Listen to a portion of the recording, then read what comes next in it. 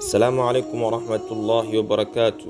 سو دhowaad daawadayaal qisadani waa dood dhex martay laba nebi oo ka mida nebiyadii Ilaahay, waxayna kala ahaayeen nebi aadan iyo nebi muuse calayhim assalaam. sidee ayay u kulmeen nebi aadan iyo nebi muuse?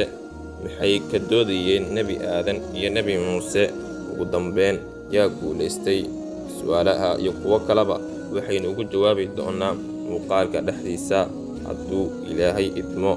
balse daawade intaynu muuqaalka u gudagelin, fadlan kommentiga noogu soo qor sida aad jeceshahay inaynu ka hadalno muuqaalka xiga.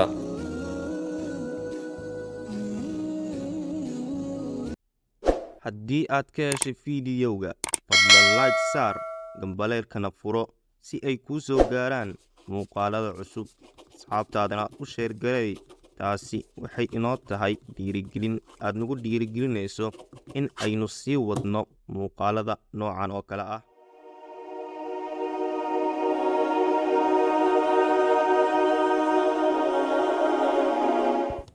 waxaa laga wariyey Abu Hurayra radiyallahu canhu inuu yidhi, nebiga ayaa wuxuu yidhi, waxaa dooday nebi aadan iyo nebi muuse calayhim assalaam.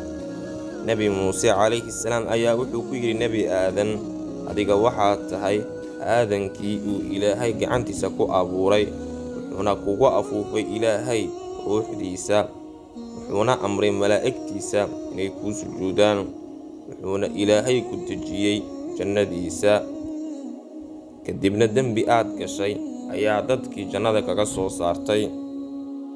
wuxuu ugu jawaabay nebi aadan calayhi salaam, adigu waxaad tahay muusihii uu Ilaahay u doortay risaaladiisa ila hadalkiisa, wuxuuna Ilaahay subxaanahu wa tacaala ku siiyey alwaax oo ah kitaabka towraad, waxaana towraad ku qornaa wax kasta oo hanuun ah.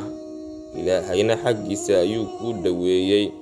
meeqa sano ka hor ayuu Ilaahay qoray kitaabka towraad intuusan i abuurin? wuxuu yidhi nebi muuse calayhi salaam, 40 sano ka hor. wuxuu yidhi nebi aadan calayhi salaam, miyaadan ku arag Ilaahay hadalkiisa uu odhanayo, aadan rabbigii ayuu caasiyey una baadiyoobay? wuxuu yidhi nebi muuse calayhi salaam, haa, waan ku arkay. wuxuu yidhi nebi aadan calayhi salaam, waxaad igu qabsanaysaa muusow wax uu Ilaahay qoray 40 sano ka hor intuusan i abuurin? wuxuu yidhi nebi maxamed, naxariis iyo nabadgelyo dushiisa ha ahaatee, waxaa badiyey doodii nebi aadan calayhi salaam oo wuxuu ka badiyey nebi muuse calayhi salaam. halkaasina waxaa ku dhammaatay doodii u dhexaysay nebi aadan iyo nebi muuse calayhim assalaam. waxaynu ka faa'iidaynaa in ay dooddu bannaan tahay oo aad doodi karto, balse aad ku dooddo wax adduun iyo aakhiraba ku anfacaya.